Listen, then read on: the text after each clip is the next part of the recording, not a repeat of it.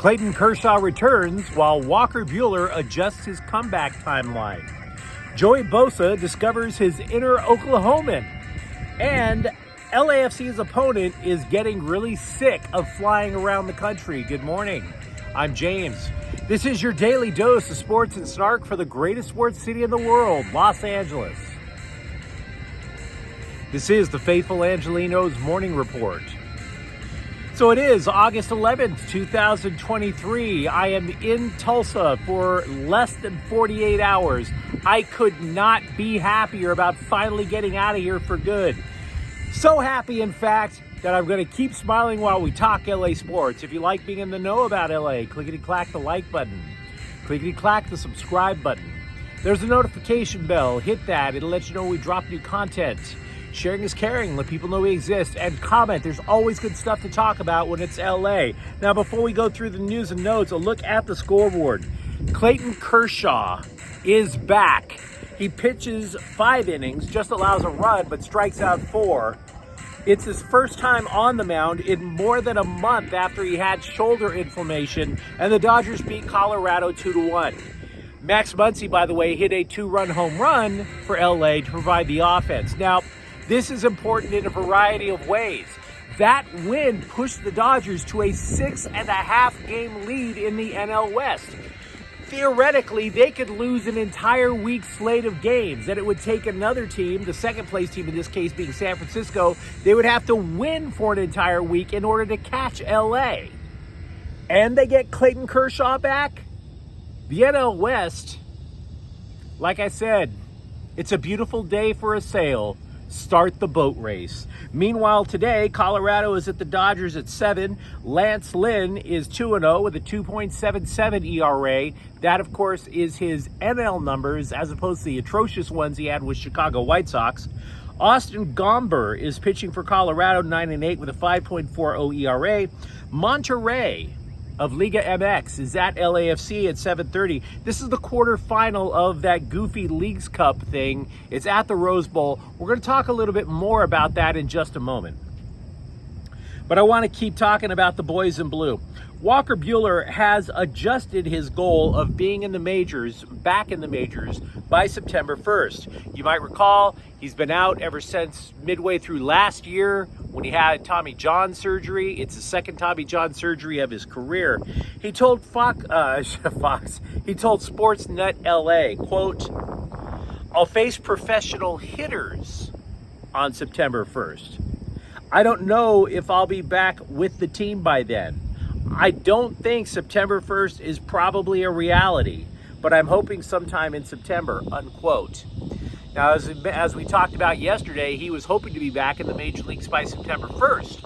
When he faced live hitters a couple of days ago, he was not nearly as optimistic about that September 1st timeline. He didn't say it in so many words. That's why he was sounding kind of like, But the Dodger brass is loving it because they don't need him back by September 1st. Once again, they lead the NL West by 6.5 games. What does it matter, right? They should be in the lead in that division comfortably by the time they choose to bring Walker Buehler back. And by the way, it is no small thing to recover from Tommy John surgery. If you remember, Dustin May also had Tommy John surgery, unfortunately back on the IL now. But for those first few starts, he was great and crap, great and then pretty bad. Because he was trying to find, he was basically trying to work out all that mechanics and get himself right. So it's not like Walker Buehler is going to take the mound on September 1st and just dominate for the rest of the year. It's recovery from a major surgery. So the Dodgers can afford to be patient. Therefore, so should we. By the way, Dave Roberts also said when Buehler returns, quote, "the hope is as a starter," unquote. Just keep that in mind. They're not looking for him in long relief or anything like that. To make room for Clayton Kershaw on the roster, LA optioned left-handed reliever Victor Gonzalez. Do you remember how James Outman was struggling mightily for months after a great opening April to his major league career? Would you be surprised if I told you he leads Major League Baseball in on-base percentage since the All-Star break? Yeah, the patience paid off. Now, Outman credited Jason Hayward, who, by the way, knows a thing or two about dealing with a long-term slump, with keeping his head screwed on straight. Quote, Hayward, has been like a mentor this whole season, just helping with handling the big leagues, handling the day, handling at-bats, keeping me in a good headspace, unquote. Now, I'm not trying to suggest that Outman is going to all of a sudden be a threat for the Triple Crown in a year, but every little bit helps because the Dodgers, every bat helps lengthen the lineup. Let's just put it that way. They don't all have to be world beaters. They just have to, the bottom half of the lineup, improve their batting average over the course of the year. 20 points would be awesome per hitter. Have you ever heard of Schadenfreude? Schadenfreude is a German word. It means that you take pleasure in other people's suffering, which sounds cruel if you're not a sports fan. Oh, when you're a sports fan, you may not have ever heard of Schadenfreude, but you damn well know you take pleasure in watching your opponent suffer. So I bring that to mind. And by the way, thank you, Germany, for creating such a word. Gee, you guys wouldn't be able to think of a word like that, would you? You Teutonic, torture-loving guys. I almost said something worse. Anyway, I have Schadenfreude over the Slum Diego Padres. Always have. I mean, don't get me wrong, I hate the Giants. But at least the Giants are a legit rival. Not like those bottom feeders down south who have this false sense of superiority just because they have a killer whale in a tank. Slum Diego, it gives me great pleasure to tell you that Juan Soto said some days the Padres, quote, just give up. Like literally, we just give up, unquote. Yeah, all that money, all that hype, they gave up. Beautiful. Love every word. Joey Bosa of the Chargers says he eats up to 5,000 calories a day now. He eats 6 meals a day. 6. To which the citizens of Tulsa have been calling him an amateur. Straight up. They're looking at him like, you don't know nothing about eating, pal. I'm in Tulsa, Oklahoma right now. I watch these bastards gain 5,000 calories just by looking at a Whataburger sign. This is a fat bleeping state, guys. I mean, in Tulsa, the only reason people wear shoes is to make sure that their diabetic toes don't fall off their feet and roll away without them having something to catch it. I mean, don't get me wrong. I respect why Bosa's doing it. He's not like... he's not trying to turn into the Lizzo of the Chargers defense. He's just trying to get larger because the Chargers have apparently decided to switch from a 4-3 to a 3-4. So, quote, obviously pass rushing is a big part of my game. He told that to the LA Times. But I'm super focused on having more of an impact in the running game. I hope that trickles down to everybody else, unquote. Smart. He's adjusting his game. Sebastian Joseph Day, meanwhile, is back on individual drills. It doesn't mean he's 100%, but it's a start.